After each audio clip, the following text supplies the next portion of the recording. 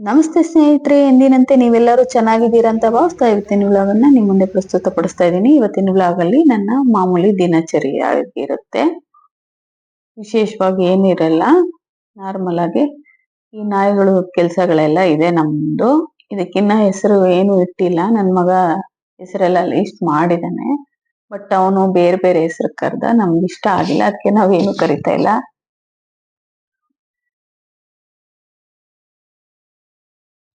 ಇವಾಗ ನಾನು ಹಾಗಲಕಾಯಿ ನೋಡಿ ಹೆಚ್ಚಿಟ್ಕೊಂಡಿದೀನಿ ಪಲ್ಯ ಮಾಡಕ್ಕೆ ಅಂದ್ಬಿಟ್ಟು. 2 ಹಾಗಲಕಾಯಿ ಇತ್ತು, ಅದನ್ನ ಎತ್ತಿ ತೊಳೆದಿಟ್ಟಿದ್ದೆ ನಿನ್ನೆ.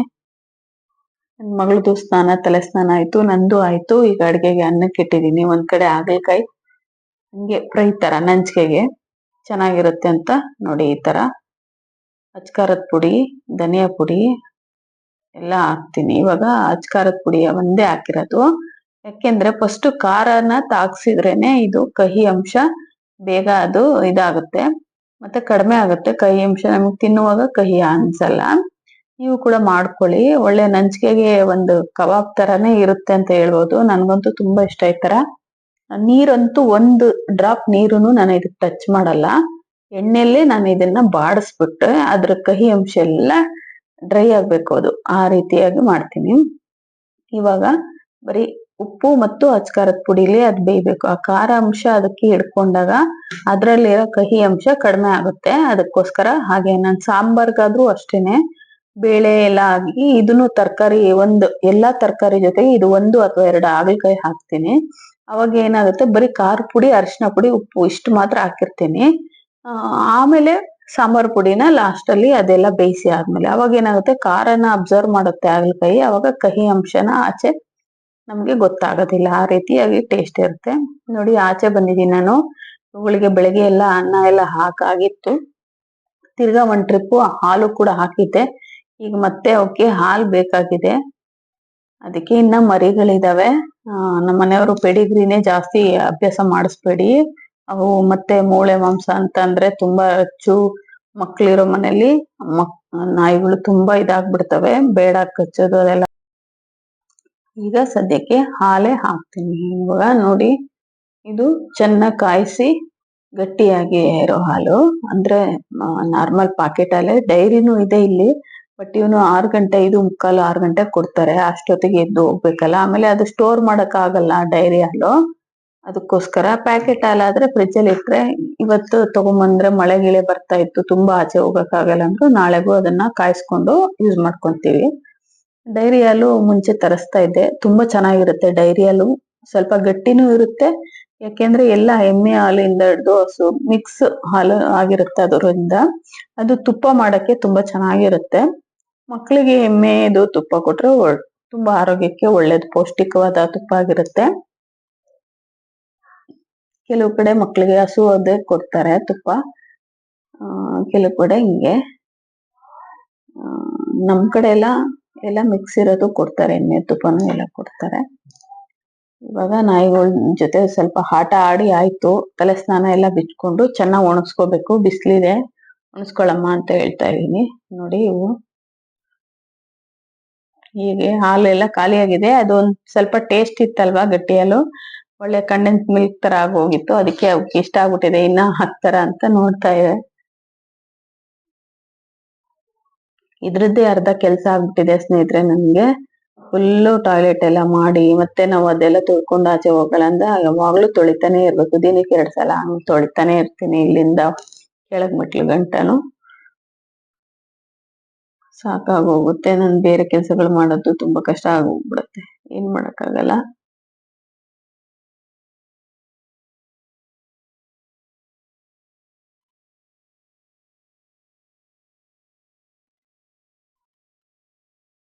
ಪಕ್ಕದಲ್ಲೇ ಆಫೀಸ್ ಇದೆ, ಅವರು ಓಡಾಡ್ತಾರೆ. ಅವ್ರಿಗೂ ನಾಯಿಗಳು ಕಂಡ್ರೆ ಇಷ್ಟ.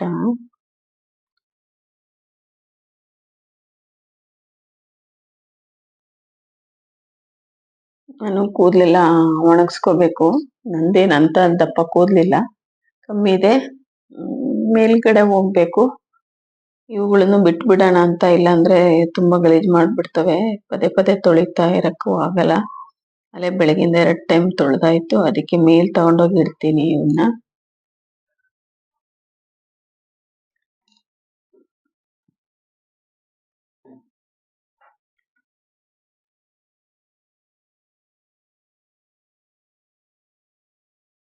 ಮೇಲೆ ತಗೊಂಡೋಗ್ಬಿಡಕ್ಕೆ ಕೆಳಗಡೆ ಹಲ್ಗೆ ಇತ್ತು, ಅದನ್ನ ತಗೊಂಡ್ ಬಂದು ಮೇಲೆ ಅಡ್ಡ ಇಟ್ರೆ ಆಚೆ ಎಲ್ಲೂ ಬರಲ್ಲ ಅನ್ಬಿಟ್ಟು. ಇನ್ನ ಮರಿಗಳಲ್ವಾ, ರೋಡ್ ಸೈಡ್ಗೆಲ್ಲ ಹೋಗ್ಬಿಟ್ರೆ ಗಾಡಿ ವೆಹಿಕಲ್ ಎಲ್ಲ, ಕಾರ್ಗಳು 4 ವೀಲರ್ ದೊಡ್ಡ ದೊಡ್ಡ ಗಾಡಿ ಎಲ್ಲ ಬರ್ತದೆ. ಪಕ್ಕಕ್ಕೆ ರೋಡ್ ಇದೆ, ಮೇನ್ ರೋಡ್ ಏನಲ್ಲ, ಆದ್ರೂ ಕೆಲವೊಂದ್ಸಲ ಎಲ್ಲ ಈ ಬಿಲ್ಡಿಂಗ್ ಗಳೆಲ್ಲ ಕಟ್ಟಕ್ಕೆ ಮರಳು ಲೋಡು ಅದು ಇದು ಲಾರಿಗಳೆಲ್ಲ ಬರ್ತಾ ಇರ್ತವೆ. ಅದಕ್ಕೆ ಪಾಪ ನಾವು ತಂದ್ಬಿಟ್ಟಿದೀವಿ. ಅವು ಹೆಂಗೋ ಒಳಗೆ ಇದ್ವು ಅಲ್ಲಿ, ಕಟ್ತರ ಇತ್ತು. ಅವ್ರ ತಾಯಿ ತಂದೆ ಎಲ್ಲ ಇದ್ರು ಜೊತೆಗೆ ನೋಡ್ಕೊಳ್ಳೋರು. ಅದಕ್ಕೆ ಇವಾಗ ನೋಡಿ ಹಾಗಲಕಾಯಿ ಫ್ರೈ ಎಲ್ಲ ಮುಚ್ಚಿಟ್ಟಿದ್ದೆ, ಸಣ್ಣ ಉರಿ ಮಾಡಿ ಹಾಕಿ. ಈಗೆಲ್ಲ ಸ್ವಲ್ಪ ಡ್ರೈ ಆಗಿ ಎಣ್ಣೆ ಬಿಡ್ತಾ ಇದೆ. ಇನ್ನೊಂದ್ ಸ್ವಲ್ಪ ಹೊತ್ತು ಬಿಟ್ಬಿಟ್ಟು ಅದಕ್ಕೆ ಇದು ಗರಂ ಮಸಾಲೆ, ಬೇರೆ ಧನಿಯಾ, ಅರಿಶಿನ ಎಲ್ಲ ಹಾಕಿ ಮತ್ತೆ ಬಾಡಿಸ್ಬಿಟ್ರೆ ಮುಗೀತು ಸ್ನೇಹಿತರೆ. ಇವಾಗ ನಾನು ಸಾರ್ಗೆ ಮಾಡಕ್ಕೆ ತೊಗರಿಬೇಳೆ ಮತ್ತೆ ಉದ್ದಿನ ಬೇಳೆ ಹಾಕ್ಕೊಳ್ತೀನಿ. ಉದ್ದಿನ ಬೇಳೆ ಆಕ್ಚುಲಿ ಒಳ್ಳೇದು, ಯಾಕೆಂದ್ರೆ ಈಗ 2-3 ವಾರದಿಂದ ನಾವು ಈ ಚಳಿ ಬೇರೆ ಇರುತ್ತಲ್ವಾ, ಪ್ರೋಟೀನ್ ತಗೋಬೇಕು. ಈಗ ಪ್ರತಿಯೊಬ್ರು ಒಳ್ಳೇದು. ಈಗ 2-3 ವಾರದಿಂದ ನಾವು ಚಿಕನ್ ಆ ತರ ಏನು ಮಾಡಿಲ್ಲ. ಅದಕ್ಕೇನೆ ಪ್ರೋಟೀನ್ ಮಕ್ಕಳಿಗೆ ಬೇಕಲ್ಲ, ಅದಕ್ಕೆ ಉದ್ದಿನ ಬೇಳೆಲಿ ತುಂಬಾ ಪ್ರೋಟೀನ್ ಇರುತ್ತೆ. ಅದಕ್ಕೆ ನಾನು ಬೇಳೆ ಜೊತೆಗೆ ಸ್ವಲ್ಪ ಉದ್ದಿನ ಬೇಳೆನು ಹಾಕ್ತಾ ಇದ್ದೀನಿ. ನೋಡಿ ಮಿಕ್ಸ್ ಮಾಡಿ, ತುಂಬಾ ಚೆನ್ನಾಗಿರುತ್ತೆ. 3 ದಿನದಿಂದ ನಾನು ಕಂಟಿನ್ಯೂ ಆಗಿ ಹಾಕ್ತಾ ಇದ್ದೀನಿ. ಪ್ರೋಟೀನ್ ಇದ್ರೇನೆ ಮಾಂಸಖಂಡ ಎಲ್ಲ ಬಲಿಷ್ಠವಾಗಿರುತ್ತೆ, ನಮ್ಮ ದೇಹದ ಆರೋಗ್ಯ ಚೆನ್ನಾಗಿರುತ್ತೆ. ಮೊಟ್ಟೆ ಮತ್ತೆ ಇದು ನಾವು ಯೂಸ್ ಮಾಡ್ತೀವಿ. ಬೈ ಚಾನ್ಸ್ ಏನಾದ್ರು ನಾನ್ ವೆಜ್ ನಾವು ಮಾಡಕ್ಕಾಗಿಲ್ಲ ಅಂದ್ರೆ ಕಾಳುಗಳ ರೂಪದಲ್ಲಿ ಪ್ರೋಟೀನ್ ದೇಹಕ್ಕೆ ಸೇರಿಸ್ಬೇಕು. ಇವಾಗ ಬೆಳ್ಳುಳ್ಳಿ ಹಾಕ್ಕೊಳ್ತೀನಿ. ಇದಕ್ಕೊಂದ್ ಸ್ವಲ್ಪ ಕರ್ಬೇವಿನ ಸೊಪ್ಪಿದೆ. ಸ್ನೇಹಿತರೆ, ನಾನೇನು ಸ್ಪೆಷಲ್ ಆಗಿ ಏನ್ ಮಾಡಿ ಅದಕ್ಕೆಂತಾನೆ ಪ್ಲಾನ್ ಮಾಡಿ ಆತರ ಏನು ಮಾಡಲ್ಲ. ಮನೇಲಿ ಏನಿರುತ್ತೋ ಅದನ್ನೇ ಅಡ್ಜಸ್ಟ್ ಮಾಡಿ ನಿಮ್ ಮುಂದೆ ತೋರಿಸ್ತೀನಿ. ಮನೇಲಿ ಇರುವಂತ ವಸ್ತುಗಳಲ್ಲಿ ರುಚಿಯಾಗಿ ಹೇಗ್ ಮಾಡೋದು ಅನ್ನೋದನ್ನ ಕಾನ್ಸೆಪ್ಟ್ ಇಟ್ಕೊಂಡು ನಾನು ಅಡ್ಗೆ ಮಾಡ್ತಾ ಇರ್ತೀನಿ, ತೋರಿಸ್ತಾ ಇರ್ತೀನಿ ಕೂಡ. ಏನು ಇಲ್ಲ ಅಂದುವಾಗ ನಾವ್ ಯಾವ ತರ ಅಡ್ಗೆಗಳು ಮಾಡ್ಬೇಕು, ಎಲ್ಲ ಇದೆ ಅಂದಾಗ ಯಾವ ರೀತಿ ಮಾಡ್ಕೋಬಹುದು ಅನ್ನೋದು ನನ್ನ ಕಾನ್ಸೆಪ್ಟು. ಅಂದ್ರೆ ಇಲ್ಲ ಅಂದ್ರೂನು ನಾವು ಅಡ್ಜಸ್ಟ್ ಮಾಡ್ಕೊಂಡು ನಾವು ದಿನಚರಿಯಲ್ಲಿ ಆಹಾರವನ್ನ ನಾವು ಹೇಗೆ ಮಾಡ್ಕೋಬಹುದು ಅನ್ನೋದನ್ನ ನಾನು ಚೆನ್ನಾಗಿ ಅರ್ತಿದ್ದೀನಿ. ಇದು ಬೆಳ್ಳುಳ್ಳಿ ಈ ತರ ಎಲ್ಲ ಹಾಕಿ, ಮತ್ತೆ ಈರುಳ್ಳಿ ಹಾಕಲ್ಲ ಇದಕ್ಕೆ ನಾನು, ಕೆಲವೊಂದಕ್ಕೆ ಮಾತ್ರ ಈರುಳ್ಳಿ ಹಾಕ್ತೀನಿ. ಇದಕ್ಕೆ ಬೆಳ್ಳುಳ್ಳಿ, ಕರ್ಬೇವಿನ ಸೊಪ್ಪು ಮತ್ತೆ ಈ ಬೇಳೆಗಳು, ಇನ್ನು ಮಾಮೂಲಿ ಮಸಾಲೆ ಮತ್ತೆ ಶುಂಠಿ ಬೆಳ್ಳುಳ್ಳಿ ಪೇಸ್ಟು ಹಾಕ್ತೀನಿ. ಇದಕ್ಕೆ ಮಾಡಿ ಇಟ್ಕೊಂಡಿದ್ದೆ ಒಂದು ಬಾಕ್ಸ್ ಅಲ್ಲಿ, ಅದು ಹಾಕಿದ್ರೆ ಟೇಸ್ಟ್ ಇರುತ್ತೆ. ಒಂಚೂರು ಒಂದು 1/4 ಟೀ ಸ್ಪೂನ್ ಅಷ್ಟು ಗರಂ ಮಸಾಲ ಮಿಕ್ಸ್ ಇದೆಯಲ್ಲ ಅದನ್ನ ಹಾಕೊಳ್ತೀನಿ. ಅಚ್ಕಾರದ ಪುಡಿ, ಮಾಮೂಲಿ ಧನಿಯಾ, ಅರಿಶಿನ ಇದೆ ಹಾಕೊಳ್ಳೋದು. ಸಾಂಬಾರ್ ಪುಡಿ ಹಾಕೊಂಡ್ಬಿಟ್ರೆ ಐ ಕ್ಲಾಸ್ ಆಗಿ ಆಗುತ್ತೆ ಸ್ನೇಹಿತರೆ ಸಾಂಬಾರು. ಜೊತೆಗೆ ಟೊಮೆಟೊ ಅಂತೂ ಹಾಕೊಳ್ತೀನಿ. ಟೊಮೆಟೊ ಒಂಚೂರು ಜಾಸ್ತಿ ಹಾಕೊಳ್ತೀನಿ, ಯಾಕಂದ್ರೆ ಗರಂ ಮಸಾಲೆ ಹಾಕೋದ್ರಿಂದ ಖಾರದ ಪುಡಿನೂ ಹಾಕ್ತಿವಲ್ವಾ, ಒಂಚೂರು ಖಾರ ಅನ್ಬೋದು. ನನ್ ಮಗಳಿಗೆ ಒಂದ್ ಸ್ವಲ್ಪ ಖಾರ ಇದಾಗಲ್ಲ, ಅದಕ್ಕೋಸ್ಕರ ಅವಳು ತಿನ್ನೋದೇ ಬಿಟ್ಬಿಡ್ತಾಳೆ. ಮುಂಚೆ ಎಲ್ಲ ಚೆನ್ನಾಗ್ ಖಾರ ತಿನ್ನೋಳು, ಈ ಖಾರ ಕಡಿಮೆ ಮಾಡಿದಾಳೆ. ಅದಕ್ಕೋಸ್ಕರ ಅಲ್ಲಿ ಸಣ್ಣ ಉರಿ ಮೇಲೆ ನೋಡಿ ಹಾಗಲಕಾಯಿ ಪಲ್ಯ ಇಟ್ಟಿದ್ದೀನಲ್ವಾ, ಅದು ಸಣ್ಣ ಉರಿ ಮೇಲೆನೆ ಡ್ರೈ ಆಗ್ಬೇಕು. ತುಂಬಾ ಅದು ಮುಚ್ಚುಳ್ಕ ತೆಗೆದ್ಬಿಟ್ರೆ ಏನಾಗುತ್ತೆ, ಒಣಕ್ಲು ತರ ಆಗುತ್ತೆ, ಅವಾಗ ಇದಾಗುತ್ತೆ. ಅದೇ ಮುಚ್ಚಿಟ್ಬಿಟ್ರೆ ಹಬೆಲಿ ಅದ್ರಲ್ಲಿ ನೀರಿನ ಅಂಶನೂ ಇರುತ್ತೆ, ಜೊತೆಗೆ ಡ್ರೈನು ಆಗ್ತಾ ಇರುತ್ತೆ. ಅದ್ರಲ್ಲೇ ಇರುವಂತ ನೀರಿನ ಅಂಶ ಬಿಟ್ಕೊಂಡು ಚೆನ್ನಾಗಿ ಪಲ್ಯ ಡ್ರೈ ಆಗುತ್ತೆ, ತಿನ್ನಕ್ಕೂ ಚೆನ್ನಾಗಿರುತ್ತೆ. ಇದಕ್ಕೆ ಬೇಕಾದ್ರೆ ನಾನು ಹಾಗಲಕಾಯಿ ಪಲ್ಯಕ್ಕೆ ಇದು ಬೆಳ್ಳುಳ್ಳಿ ಶುಂಠಿ ಪೇಸ್ಟ್ ಹಾಕೋಬೋದಿತ್ತು, ಆದ್ರೆ ನನ್ಗೆ ಬೇಡ, ನ್ಯಾಚುರಲ್ ಆಗಿ ಇರ್ಲಿ ಅಂದ್ಬಿಟ್ಟು ನಾನು ಹಾಗೇನೆ ಉಪ್ಪು ಸಿಂಪಲ್ ಆಗಿ ಹಾಕೊಂಡಿದ್ದೀನಿ. ನನ್ಗೆ ಈ ತರ ತುಂಬಾ ಇಷ್ಟ. ಆಮೇಲೆ ಜವಳಿಕಾಯಿನೂ ಇದೇ ತರ ಮಾಡ್ಕೊಂತೀನಿ. ಜವಳಿಕಾಯಿ ಇದಕ್ಕಾದ್ರೂ ಬೇರೆ ಗರಂ ಮಸಾಲ ಎಲ್ಲ ಹಾಕೊಂಡಿದ್ದೆ ಹಾಗಲಕಾಯಿಗೆ. ಈ ಜವಳಿಕಾಯಿಗಂತೂ ಏನು ಹಾಕೊಳ್ಳಲ್ಲ ನಾನು. ಸಿಂಪಲ್ ಆಗಿ ಖಾರದ ಪುಡಿ, ಈರುಳ್ಳಿ, ಕೊತ್ತಂಬರಿ ಸೊಪ್ಪು, ಉಪ್ಪು ಇಷ್ಟಿದ್ರೆ ಸಾಕು ಸ್ನೇಹಿತರೆ. ಜವಳಿಕಾಯಿ ಒಂದ್ಸಲ ನಿಮ್ಗೆ ಮಾಡಿ ತೋರಿಸ್ತೀನಿ. ರೊಟ್ಟಿಗೆ ಸೂಪರು, ಅನ್ನ ಸಾಂಬಾರು ಅಥವಾ ದಾಲು ಏನೋ ಮಾಡ್ಕೊಟ್ರು ನಂಚಿಗೆಗೂ ಚೆನ್ನಾಗಿರುತ್ತೆ.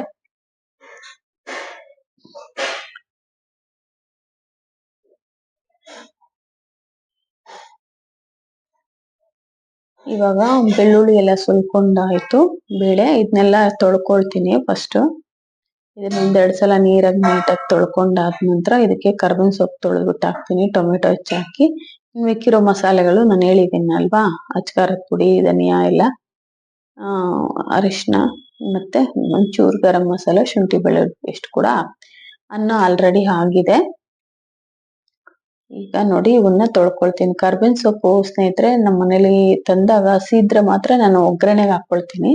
ಹಸಿ ಇಲ್ಲ, ಈ ತರ ಅರ್ಧ ಅಂದ್ರೆ ಹಸರಾಗಿರುತ್ತೆ, ಅದು ಸ್ವಲ್ಪ ಡ್ರೈ ಆಗಿರುತ್ತೆ, ಅವಾಗ ಏನ್ ಮಾಡ್ತೀನಿ, ಸಾರಿಗೆ ಸ್ವಲ್ಪ ಜಾಸ್ತಿನೇ ಹಾಕ್ಬಿಡ್ತೀನಿ. ಅದು ದೇಹಕ್ಕೆ ಒಳ್ಳೇದಲ್ವಾ, ಕಬ್ಬಿಣಾಂಶ ಇರುತ್ತೆ, ಮತ್ತೆ ತುಂಬಾ ಒಳ್ಳೇದು. ಮಕ್ಕಳು ತಿನ್ನಲ್ಲ ಕರ್ಬೇವಿನ ಸೊಪ್ಪು, ಅದಕ್ಕೆ ಹಾಕದ ಬೇಕಾದ್ರೆ ಹಾಕಿದ್ರು ಪರವಾಗಿಲ್ಲ, ಅದ್ರ ಅಂಶ ಎಲ್ಲ ಬಿಟ್ಕೊಂಡಿರುತ್ತಲ್ವಾ, ದೇಹಕ್ಕೆ ಸೇರುತ್ತೆ ಅಂದ್ಬಿಟ್ಟು ಹಾಗೆ ಮಾಡ್ತೀನಿ.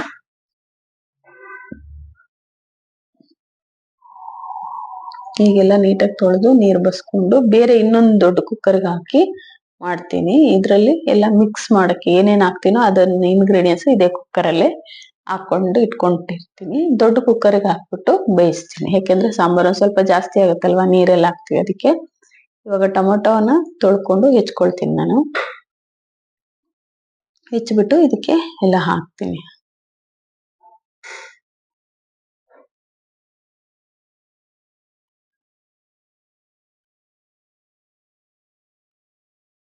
ಮೀಡಿಯಮ್ ಆಗಿ ಟೊಮೆಟೊನ ಹೆಚ್ಕೊಂಡು ಹಾಕೊಂಡ್ರೆ ಆಯ್ತು ಸ್ನೇಹಿತರೆ. ತುಂಬಾ ದೊಡ್ಡದಾಗೂ ಬೇಡ, ಚೆನ್ನಾಗಿ ಸ್ಮ್ಯಾಶ್ ಆಗಿ ಬೇಯ್ದ್ರೆ ತುಂಬಾ ಟೇಸ್ಟಿಯಾಗಿ ಬರುತ್ತೆ, ರಸದ ತರ. ಒಂದ್ ಸ್ವಲ್ಪ ಗಟ್ಟಿಯಾಗಿ ಬರುತ್ತೆ, ಅದಕ್ಕೋಸ್ಕರ ಫುಲ್ ಇಡೀ ಟೊಮೆಟೊನ ಹಾಕ್ತಾರೆ. ಅದು ಮಸೀದಕ್ಕೆ ಚೆನ್ನಾಗಿರುತ್ತೆ. ಕೆಲವರು ಹಾಕ್ತಾರೆ ಮಧ್ಯ ಮಾತ್ರ ಕೊಯ್ದು ಹಾಕ್ಬಿಟ್ಟು ಇಡೀ ಟೊಮೆಟೊನೇ ಇಡ್ತಾರೆ, ಬಟ್ ನೋಡಕ್ ಚೆನ್ನಾಗಿರುತ್ತೆ. ಮಸಿ ಬೇಕಾಗುತ್ತೆ ಮತ್ತೆ ತಿರ್ಗಾ ಡಬಲ್ ಕೆಲಸ. ಅದಕ್ಕೆ ನಾನು ಒಂದ್ ಮೀಡಿಯಂ ಸೈಜ್ ಆಗಿ ಹೆಚ್ಬೋದು, ಸಣ್ಣಗ್ ಬೇಕಾದ್ರೂ ಹೆಚ್ಕೋಬಹುದು, ಏನಿಲ್ಲ. ಒಂದ್ ಮೀಡಿಯಂ ಆಗಿ ಚೆನ್ನಾಗಿ ಒಂದ್ ವಿಶಿಲ್ ಜಾಸ್ತಿ ಕೂಗ್ಸಿದ್ರು ಅದೆಲ್ಲ ಸ್ಮ್ಯಾಶ್ ಆಗಿರುತ್ತಲ್ಲ, ಸಾಕಾಗತ್ತೆ. ಮಸಿಯಷ್ಟು ಇದಿರಲ್ಲ, ತುಂಬಾ ಚೆನ್ನಾಗಿ ಬೇಳೆ ಅದೆಲ್ಲ ಕೂಡ್ಕೊಂಡು ಚೆನ್ನಾಗಿ ಬೆಂದಿರುತ್ತೆ. ಈಗ ಕರ್ಬೇವಿನ ಸೊಪ್ಪನ್ನು ತೊಳೆದಾಕಿದ್ದೀನಿ, ಬೆಳ್ಳುಳ್ಳಿ ಮುಂಚೆ ಹಾಕಿದ್ದೀನಿ. 2 ಬೆಳ್ಳುಳ್ಳಿ ನೀಟಾಗಿ ತೊಳೆದ್ಬಿಟ್ಟು ಆಮೇಲೆ ಕರ್ಬೇವಿನ ಸೊಪ್ಪು ಹಾಕ್ತಾ ಇದ್ದೀನಿ. ಈಗ ನೆಕ್ಸ್ಟ್ ಟೊಮೆಟೊ ಹಾಕೊಳ್ತೀನಿ.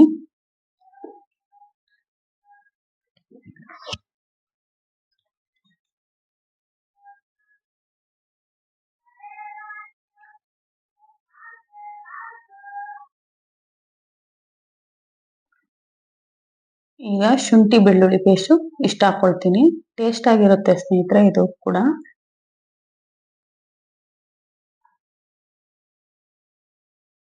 ಉಪ್ಪು ಹಾಕೊಳ್ತಾ ಇದ್ದೀನಿ, ಬೇಳೆಗೆ ಅದಕ್ಕೆಲ್ಲ ಎಷ್ಟು ಬೇಕಷ್ಟು.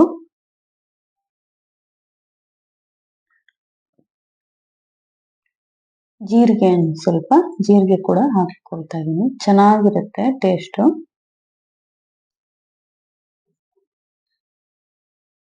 ಇನ್ನೊಂದು ಸ್ನೇಹಿತರೆ, ರೆಡಿಮೇಡ್ ಸಾಂಬಾರ್ ಪುಡಿ ತರ್ತಿರಲ್ವಾ, ಅದು ಅಷ್ಟೊಂದಾಗಿ ರುಚಿಸಲ್ಲ. ಅಂದ್ರೆ ಅದಕ್ಕೆ ಏನ್ ಮಾಡ್ಬೇಕು, ನಾವು ಸಾಂಬಾರ್ ಮಾಡುವಾಗ ಈ ತರ ಜೀರಿಗೆನ ಚೆನ್ನಾಗಿ ಉಜ್ಜಿ ಹಾಕ್ಬಿಟ್ರೆ ಅದು ಕವರ್ ಆಗುತ್ತೆ, ತುಂಬಾ ಟೇಸ್ಟ್ ಆಗಿ ಬರುತ್ತೆ. ಯಾಕೆಂದ್ರೆ ಜೀರಿಗೆ ಬೆಲೆ ಜಾಸ್ತಿ ಅಲ್ವಾ, ಸಾಂಬಾರ್ ಪುಡಿ ಮಾಡೋರು ಜೀರಿಗೆ ಕಡಿಮೆ ಹಾಕಿರ್ತಾರೆ, ಅದಕ್ಕೋಸ್ಕರ. ಈಗ ಧನಿಯಾ ಪುಡಿ ಹಾಕೊಳ್ತಾ ಇದ್ದೀನಿ.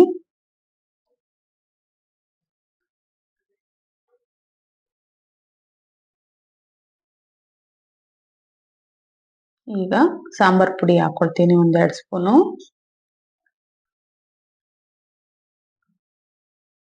ಜೀರಿಗೆ ಬೆಲೆ ಜಾಸ್ತಿ ಆದ್ರಿಂದ ಅವರು ನಮಗೆ ಕಡಿಮೆ ಬೆಲೆಗೆ ಸಾಂಬಾರ್ ಪುಡಿನ ಕೊಡ್ಬೇಕು ಅಂದ್ರೆ ಅವ್ರು ಮೇಂಟೈನ್ ಮಾಡ್ಬೇಕಲ್ವಾ, ಅದಕ್ಕೆ ಕಡಿಮೆ ಹಾಕ್ತಾರೆ. ಈಗ ನಾನು ಗರಂ ಮಸಾಲೆ ಹಾಕಿದೆ, ಅದಕ್ಕೋಸ್ಕರ ಸ್ವಲ್ಪ ಹಾಕಿರ್ತಾರೆ ಅಷ್ಟೇನೆ ಜೀರಿಗೆನ. ಕಾಳ್ಮೆಣಸು ಬೆಲೆ ಜಾಸ್ತಿ ಇರುತ್ತಲ್ವಾ, ಅದಕ್ಕೋಸ್ಕರ ಎಲ್ಲ ನಾವು ಅದನ್ನ ನೋಡ್ಕೊಂಡು, ಈಗ ನಮ್ಗೂನು ಬಲ್ಕ್ ಆಗಿ ನಾವು ತಗೊಂಡು ಮಾಡಕ್ಕೆ ಮನೆಗೆ ಆಗಲ್ಲ ಅಂದಾಗ ಕೆಲವೊಂದೆಲ್ಲ ತುಂಬಾ ಚೆನ್ನಾಗಿದೆ, MTR ಆ ತರದ್ದೆಲ್ಲ. ಇದು ಯಾವುದು, ಆರ್ಚಿ ಸಾಂಬಾರ್ ಪುಡಿ ತುಂಬಾ ಸೂಪರ್ ಆಗಿದೆ ಸ್ನೇಹಿತರೆ, ನಾನು ರೆಡಿ ತಗೊಂಡಿದ್ದೆ. ಈಗ ಖಾರದ ಪುಡಿ ಹಾಕೊಳ್ತಾ ಇದ್ದೀನಿ. ಮುಂಚೆ ಎಲ್ಲ ನಾನು ಸುಮಾರು ನಾನೇ ಒಂದ್ 6 ಕೆಜಿ ತಂದು ಮಾಡ್ತಿದ್ದೆ, ಅದಿಷ್ಟು ಅಂತ ಅಳತೆ. ನೋಡಿ ಈಗ ಹಾಗಲಕಾಯಿ ಫ್ರೈ ಮಾಡಿದೀನಿ, ಇಷ್ಟು ಚೆನ್ನಾಗಿದೆ. ಈಗ ಸಾರು ಫೈನಲಿ ಆಗಿದೆ. ನೋಡಿ ಈ ತರ ಆಗಿದೆ. ಇವಾಗ ಆಗಲ್ಲ ಸ್ನೇಹಿತರೆ ಸಾಂಬಾರ್ ಎಲ್ಲ, ಅದಕ್ಕೋಸ್ಕರ ನಮ್ ಟೈಮು ಇರಲ್ಲ. ಆಮೇಲೆ ಎಲ್ಲ ತುಂಬಾ ಮಳೆ ಬಿಸಿಲು ಇರ್ಬೇಕು, ಮೆಣಸಿನಕಾಯಿ ಎಲ್ಲ ಒಣಗಿಸ್ಕೋಬೇಕು, ತುಂಬಾ ಪ್ರೊಸೀಜರ್ ಇರುತ್ತಲ್ವಾ. ಆದ್ರೂ ಒಂದ್ಸಲ ಚಿಕ್ಕದಾಗಿ ಮನೇಲಿ ಮಿಕ್ಸಿಲ್ ಮಾಡ್ಕೊಳ್ಳೋದನ್ನ ನಾನು ಹೇಳ್ಕೊಡ್ತೀನಿ. ವೆರೈಟೀಸ್ ಆಫ್ ಸಾಂಬಾರ್ ಪುಡಿಗಳಿದೆ. ಉತ್ತರ ಕರ್ನಾಟಕದ ಸೈಡ್ ಬೇರೆ ತರ, ಈ ಕಡೆ ಬೇರೆ. ಉಲ್ಟಾ ಮಾಡು. ನೋಡಿ ಫೈನಲಿ ಇದನ್ನ ಅನ್ನದ ಜೊತೆಗೆ, ಈಗ ಫೈನಲಿ ಅನ್ನದ ಜೊತೆಗೆ ನೋಡಿ ಒಂದೊಂದು ಹಾಗಲಕಾಯಿಗೆ ಒಂದೊಂದು ತುತ್ತಿಗೆ ಒಂದೊಂದು ಹಾಗಲಕಾಯಿ. ತುಂಬಾ ಚೆನ್ನಾಗಿದೆ, ಕಹಿನೇ ಇಲ್ಲ. ನೋಡಿ ತುಂಬಾ ಚೆನ್ನಾಗಿದೆ. ನನ್ಗೆ ಕಬಾಬ್ ಜೊತೆ ತಿಂದಂಗ ಆಗಿದೆ. 2 ವಾರದಿಂದ ಕಬಾಬ್ ಇಲ್ಲ ಅಂದಿದ್ರುನು ಪರವಾಗಿಲ್ಲ, ಇದು ತುಂಬಾ ಚೆನ್ನಾಗಿ ಇದೆ. ಇದು ಹಾಗಲಕಾಯಿ ರಕ್ತ ಶುದ್ಧಿ ಮಾಡುತ್ತೆ ಸ್ನೇಹಿತರೆ. ಹಾಗಲಕಾಯಿ ಪ್ರತಿಯೊಬ್ರು ವಾರಕ್ಕೆ ಒಂದ್ಸಲೇನಾದ್ರೂ ತಿನ್ನಿ, ತುಂಬಾ ಒಳ್ಳೇದು. ಮನೆಯವ್ರಂತೂ ತರಕಾರಿ ತಂದಾಗೆಲ್ಲ ತರ್ತಾರೆ, ಅದಕ್ಕೆ ನನ್ ಮಕ್ಳು ತಿನ್ನಲ್ಲ ಅಂದ್ಬಿಟ್ಟು ಸಾರಿಗೆ 1 ಹಾಗಲಕಾಯಿ ಹಾಕ್ತೀನಿ. ಮಿಕ್ಸ್ ತರಕಾರಿ ಸಾರು, ಕೆಲವರೆಲ್ಲ ಹುಳಿ ಅಂತ ಹೇಳ್ತಾರಲ್ವಾ, ನಾವು ತರಕಾರಿ ಸಾಂಬಾರ್ ಅಂತೀವಿ. ಅದಕ್ಕೆ 1 ಹಾಗಲಕಾಯಿ ಕಂಪಲ್ಸರಿ ನಾನು ಹಾಕ್ತೀನಿ ತಂದ್ರೆ. ತುಂಬಾ ಚೆನ್ನಾಗಿದೆ ಸ್ನೇಹಿತರೆ, ನೀವು ಕೂಡ ಮಾಡ್ಕೊಳ್ಳಿ. ಸಿಂಪಲ್ ಆಗಿ ನಾವು ಅದ್ರ ಪಾಡಿಗೆ ಸಣ್ಣ ಉರಿ ಮೇಲೆ ಇಟ್ಬಿಟ್ಟು ನಮ್ ಪಾಡಿಗೆ ನಾವು ಕೆಲ್ಸನೂ ಮಾಡ್ಕೋಬಹುದು, ಕಹಿನೂ ಇರಲ್ಲ. ಸೂಪರ್ ಆಗಿದೆ. ನೀರ್ ಮಾತ್ರ ಯಾವತ್ ಕಾರಣಕ್ಕೂ ಮುಟ್ಟಿಸ್ಬಾರ್ದು ಸ್ನೇಹಿತರೆ. ಈ ವ್ಲಾಗನ್ನ ಇಲ್ಲಿಗೆ ಎಂಡ್ ಮಾಡ್ತೀನಿ ಸ್ನೇಹಿತರೆ. ಬಾಯ್ ಸ್ನೇಹಿತರೆ, ನಮಸ್ಕಾರ. ಮತ್ತೆ ಮುಂದಿನ ವಿಡಿಯೋದಲ್ಲಿ ಭೇಟಿ